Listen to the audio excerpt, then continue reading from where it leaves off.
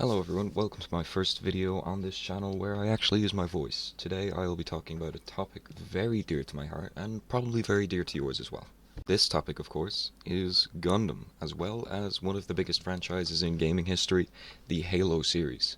For those of you who are unfamiliar with the Gundam franchise, Mobile Suit Gundam is a renowned Japanese science fiction franchise created by Yoshiyuki Tomino and Sotsu Sunrise, debuting in 1979. It revolutionized the mecha genre by introducing the concept of realistic military-style robots called mobile suits in a wartime setting. Some of the key elements of this are the real robot factor, where the robots are treated as actual pieces of hardware rather than something that is fantastical. Another part of it is the anti-war themes, where war is criticized rather than glorified. Most of you probably know Halo from either one of the more recent games, or playing it as a child or teenager. Those Gundam fans of you will probably know it from tons of different places, whether you're newer to the fandom or you've been here since the start. Most people agree that the design of the Spartan suits in Halo is very unique and very memorable. And this is owed to many factors, such as their iconic colours, the customizability of them, as well as the fact that many characters in the Halo universe have signature looks to them,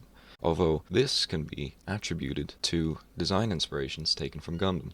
But first, let me take you through the design of the Gundam series. At the start of the One-Year War, the Federation needed to develop a suit to compete with the Zeon forces' Zaku, and they went through this by a number of ways. Number one was the gun cannon, which did not fare very well, and number two was the GM. The GM was one of the first mobile suits that the Federation ever developed, and as such was not the best. It had many errors and was known for basically being a walking death trap. Although GM provided the baseline for the Gundam, sharing a lot of the same body features such as the similar sized chest unit and waist unit and arms, as well as modified legs. The GM was then developed into the GM2, which had a number of its own offshoots. Most relative to our discussion, the GM was then developed into the GM Cold Districts type, which was a variant made for use within polar or otherwise cold environments. This had an evolved chest piece, as well as more independent leg pieces, as well as arms, and a better generator, as well as energy output. A lot of these aspects were then carried over into the next step of development, which was the GM Command,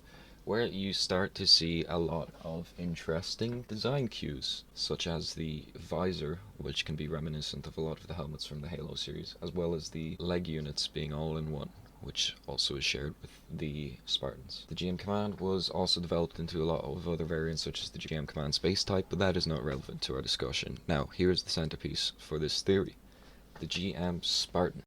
First thing you might notice about this, other than the colors suit, is its name. It shares the same name with Spartans from Halo, as well as some other design cues. This design was released in 1989. This alone is basis for a lot of speculation about where the design of the Spartans came from, but more interestingly is the fact that many of the art books for the Halo series, especially Combat Evolved, reference Gundam as an inspiration for a lot of the designs. Marcus Leto, one of the key artists and designers for MasterChief, has cited influences ranging from classic sci-fi films to military technology and other games for the design of MasterChief, as well as mentioning the Mobile Suit Gundam franchise as a side note for some of these designs, even for stuff like ships or guns. From this, it can be easily assumed that they also took inspiration from the GM Spartan, not just for its name, but for its design. A lot of visual similarities shared Master Chief's suit, as well as many other suits within the universe. Just a different visor colour, and that would be it. Back in 2011, on the release of a new art book, IGN interviewed the artists involved with the development of the Halo series, and during this interview they cited Mobile Suit Gundam as one of the main inspirations for the spaceships. While this doesn't directly admit that the design for Master Chief was inspired by the Spartan, it can be assumed that other parts of the series were also inspired by it. If you have a look at early concept art, you might not see the similarities. As a footnote, it can be noticed that the original design for Master Chief, as seen in the concept art, looks eerily similar to the Zaku 2 series. So make your own conclusions with that, please.